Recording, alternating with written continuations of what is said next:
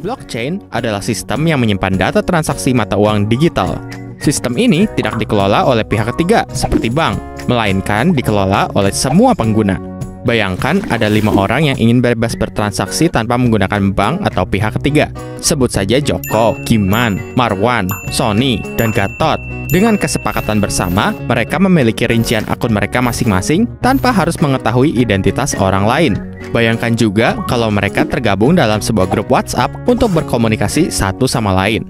Yang mereka butuhkan adalah folder kosong, kertas, dan pena. Mereka semua siap untuk mencatat seluruh transaksi keuangan mereka. Giman ingin mengirimkan Rp100.000 kepada Sony. Giman kemudian mengumumkannya di grup. Guys, gua transfer Rp100.000 ya ke Sony. Setiap anggota bisa memeriksa saldo Giman dan memastikan di dompetnya ada Rp100.000. Kemudian setiap anggota mencatat transaksi Giman dan Sony di buku catatan mereka. Joko, Gatot, dan Marwan membalas. Noted kan? Transaksi seperti itu terus berlangsung, dan setiap transaksi mereka beri segel, lalu mereka masukkan ke dalam folder. Tapi, sebelum mereka menyimpan transaksi di dalam folder, mereka sepakat untuk memberi segel di setiap lembar transaksi. Segel ini dibuat supaya tidak ada yang mengubah catatan mereka. Mengingat catatan itu akan disimpan dalam jangka waktu yang sangat lama, jika gembok aman, semua anggota nggak perlu khawatir catatan mereka berubah.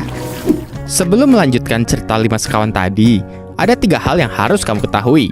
Blok terdiri dari 3 unsur, yaitu data, segel baru, dan segel lama sebagai referensi dari transaksi sebelumnya.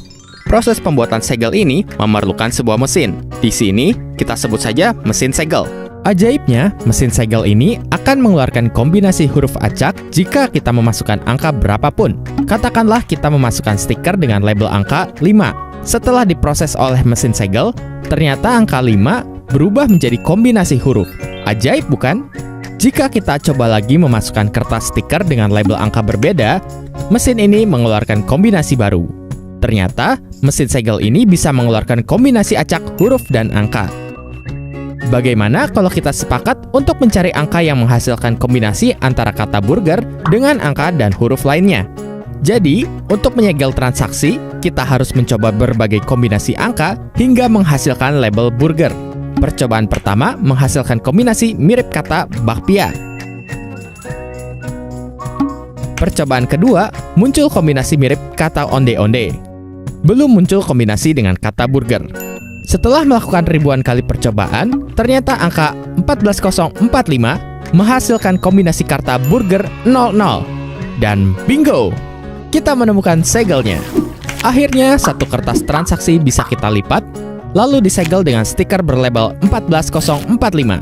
Sekarang, kita bisa memasukkannya ke dalam folder. Label 14045 ini juga disebut sebagai proof of work, yang artinya ada sebuah upaya untuk melakukan percobaan memasukkan stiker dengan label angka ke mesin hingga menemukan kombinasi burger 00. Angka 14045 atau disebut juga sebagai segel lama akan menjadi acuan perhitungan segel baru untuk transaksi selanjutnya. Misalnya, transaksi kedua.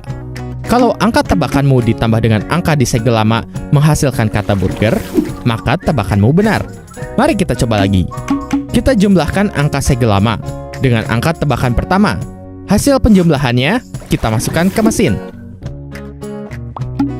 Ternyata yang muncul bukan burger, tapi ayam. Percobaan kedua. Angka segel lama kita jumlahkan dengan angka tebakan kedua. Setelah hasilnya kita masukkan ke mesin, yang muncul mecin, bukan burger. Setelah melakukan ribuan kali percobaan, akhirnya kita menemukan angka 14022. Segel lama 14045 ditambah calon segel baru 14022, hasilnya 28067. Saat hasil penjumlahannya kita masukkan ke mesin, muncul burger 01. Bingo! Stiker berlabel angka 14022 adalah segel transaksi kedua. Jadi, transaksi kedua bisa kita sebut dengan data. Angka 14022 bisa kita sebut dengan segel baru. Angka 14045 bisa kita sebut dengan segel lama, referensi dari transaksi sebelumnya. Bagaimana cara validasi pada setiap transaksi? Cukup menambahkan angka segel baru dan segel lama, kemudian jumlahnya dimasukkan ke dalam mesin segel. Jika yang muncul adalah burger 01, maka transaksi dinyatakan valid. Kata burger ini hanyalah ilustrasi, karena proses enkripsi yang sebenarnya sangat rumit. Kembali ke cerita Giman. Pada transaksi pertama, mereka memberi segel referensi transaksi dengan 5 digit angka 0, karena tidak ada transaksi sebelumnya. Mereka menemukan segel pertama yang menghasilkan kombinasi burger 00 dari mesin segel. Transaksi pertama inilah yang menjadi cikal bakal blockchain atau Genesis block. Pada proses penyegelan transaksi berikutnya, Joko, Giman, Marwan, Sony, dan Gatot mencoba menghitung dan memasukkan angka ke mesin segel. Ketika Marwan menemukan hitungan yang tepat, Marwan mengumumkannya lewat grup WhatsApp. Semua anggota langsung melakukan verifikasi dengan cara menambahkan angka di segel lama dengan angka yang baru Marwan temukan.